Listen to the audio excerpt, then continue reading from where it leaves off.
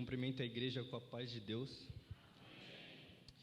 Hoje eu gostaria de trazer uma palavra que é o agir do Espírito Santo, a mudança de Pedro. Primeiramente, eu gostaria de iniciar a leitura em Lucas. Vamos ler dos versículos 54 ao 62, que é referente às 3 negações de Pedro. O versículo 54 vai dizer assim: Então, prendendo-o, levaram-no para a casa do sumo sacerdote. Pedro o seguia à distância, mas, quando acenderam um fogo no meio do pátio e se sentaram ao redor dele, Pedro sentou-se com eles. Uma criada o viu sentado ali à luz do fogo, olhou fixamente para ele e disse: Este homem estava com ele. Mas ele negou: Mulher, não o conheço. Pouco depois, um homem o viu e disse: Você também é um deles. Homem, não sou, respondeu Pedro. Cerca de 1 hora mais tarde, outro afirmou: Certamente este homem estava com ele, pois é galileu. Pedro respondeu: Homem, não sei do que você está falando.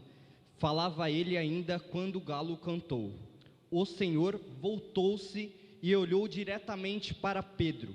Então Pedro se lembrou da palavra que o Senhor lhe tinha dito: Antes que o galo cante hoje, você me negará 3 vezes. Saindo dali, chorou amargamente. Agora vamos para Atos 2 e iremos ler do 1 ao 4. Chegando o dia de Pentecostes, estavam todos reunidos num só lugar. De repente veio do céu um som, como de um vento muito forte, e encheu toda a casa na qual estavam assentados. E viram o que parecia línguas de fogo, que se separaram e pousaram sobre cada um deles. Todos ficaram cheios do Espírito Santo e começaram a falar noutras línguas, conforme o Espírito os capacitava. Leremos agora Atos 2, do 14 ao 24. Então Pedro levantou-se com os 11 e em alta voz dirigiu-se à multidão: Homens da Judéia e todos os que vivem em Jerusalém, deixem-me explicar isso, ouçam com atenção. Estes homens não estão bêbados, como vocês supõem, ainda são 9 horas da manhã.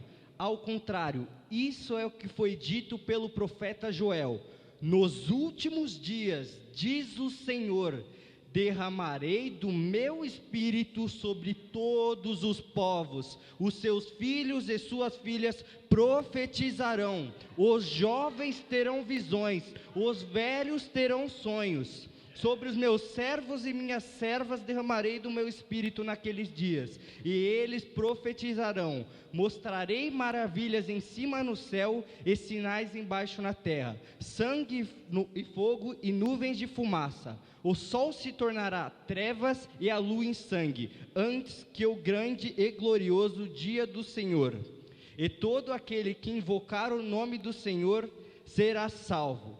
Israelitas, ouçam estas palavras: Jesus de Nazaré foi aprovado por Deus diante de vocês por meio de milagres, maravilhas e sinais que Deus fez entre vocês, por intermédio dele. Como vocês mesmos sabem, este homem foi entregue por propósito determinado, pré-conhecimento de Deus, e vocês, com a ajuda de homens perversos, o mataram, pregando-o na cruz.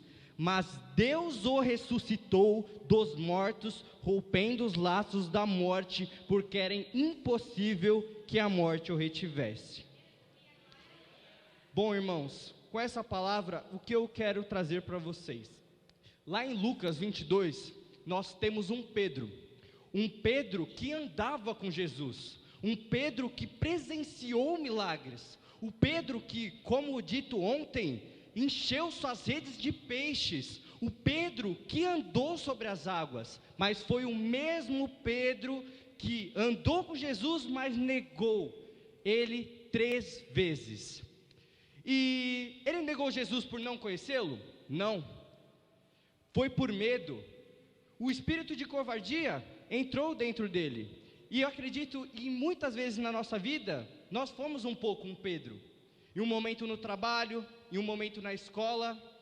Mas lá em Atos 2, no versículo 4, vai dizer que todos ficaram cheios do Espírito Santo.